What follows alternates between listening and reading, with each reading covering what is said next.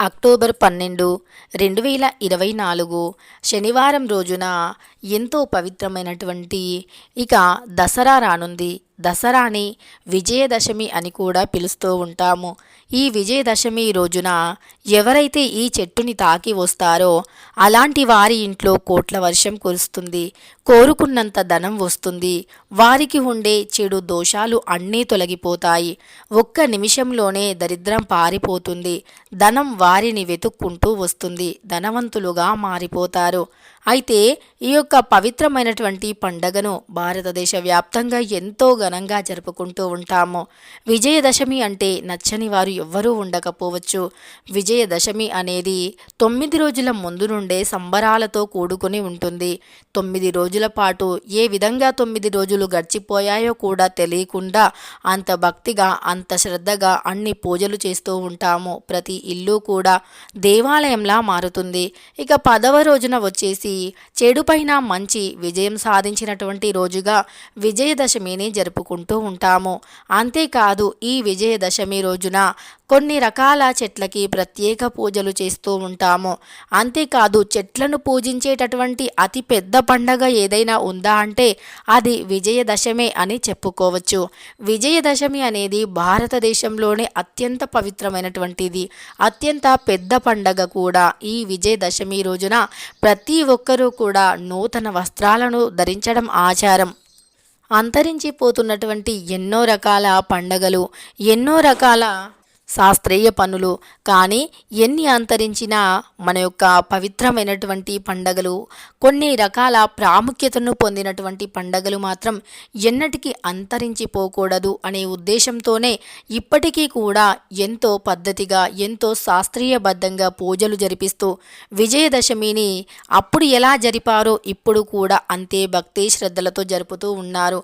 అయితే అత్యంత గొప్ప పండగ, అత్యంత పెద్ద పండగ, అత్యంత విశిష్టమైనటువంటి పండగ అంటే ఏదైనా ఉంది అంటే అది ఖచ్చితంగా ఈ యొక్క విజయదశమి అని చెప్పుకోవచ్చు.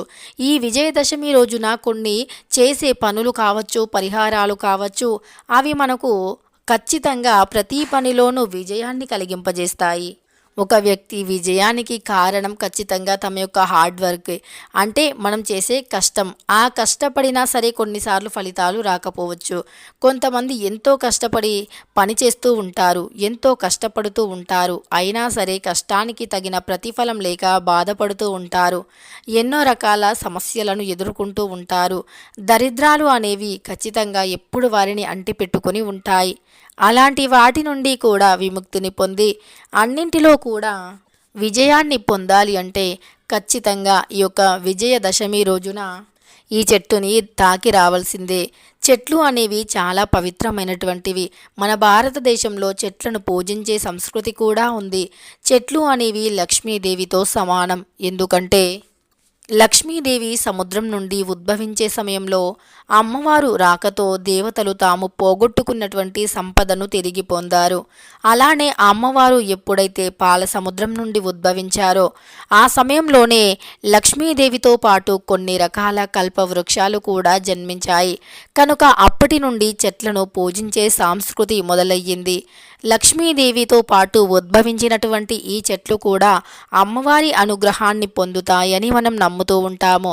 కటిక దరిద్రుణ్ణి కూడా ధనవంతునిగా మార్చే అంత శక్తి ఈ చెట్లకి ఉంటుంది అని పండితులు చెబుతూ ఉన్నారు. అందుకే కూటికి లేని వారు కూడా కోట్లకి అధిపతి కావాలి అన్నా, అంతేకాదు విద్యాపరంగా, ఉద్యోగపరంగా, వ్యాపారపరంగా ఎదుర్కొంటున్న సమస్యలు తొలగిపోవాలి అన్నా, దరిద్రులు కూడా ధనవంతులుగా మారాలి అన్నా కొన్ని రకాల చెట్లకి కొన్ని ప్రత్యేకమైనటువంటి రోజులలో ప్రత్యేక పూజలు చేసిన, లేదా ఆ చెట్లను తాకిన, ఆ చెట్ల దగ్గర దీపాన్ని వెలిగించిన, ఆ చెట్ల దగ్గర అన్నదాన కార్యక్రమాలు వంటివి చేసిన ఎంతో పుణ్యం లభిస్తుంది అని, అంతేకాదు ఆ చెట్ల దగ్గర శుచిగా స్నానం ఆచరించిన, ఖచ్చితంగా చేసిన అంటే తెలిసి తెలియక చేసిన పాపాలు అన్నీ కూడా తొలగిపోతాయని, పాపగ్రస్తులంగా మారిపోతామని మనకు శాస్త్రం వివరిస్తుంది.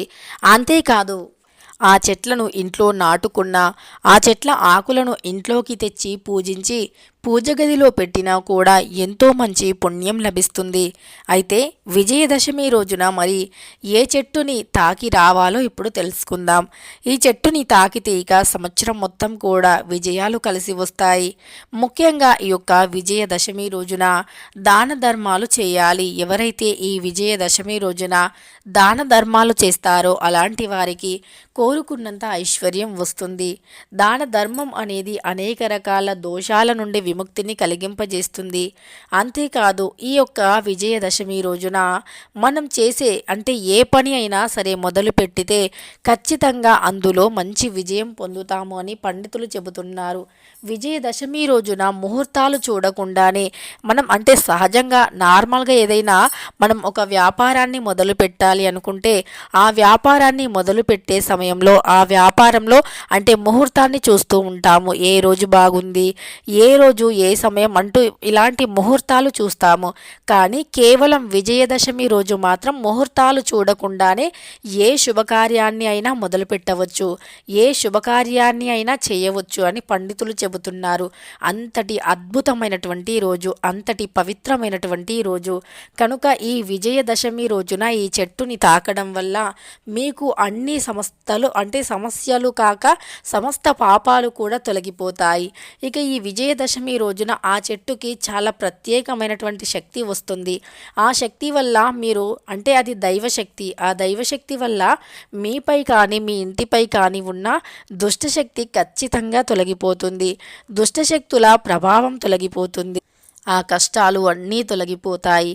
అంతేకాదు మీ ఇంట్లో ఉండే ప్రతి వ్యక్తి కూడా బాగుపడతారు. అంటే మీ కుటుంబం మొత్తం కూడా బాగుంటారు, ఆయురారోగ్యాలతో ఉంటారు. అంతేకాదు ఈ విజయదశమి అంటేనే చెట్లను పూజించేటటువంటి రోజు కనుక ఈ విజయదశమి రోజున షమీ వృక్షం దగ్గర ఒక దీపాన్ని వెలిగించిన లేదా ఆ వృక్షానికి మీరు కోరుకున్నటువంటి అంటే ఏదైనా కోరిక ఉంది అనుకోండి, ఆ కోరిక తీరట్లేదు అని చాలా బాధపడుతూ ఉంటారు.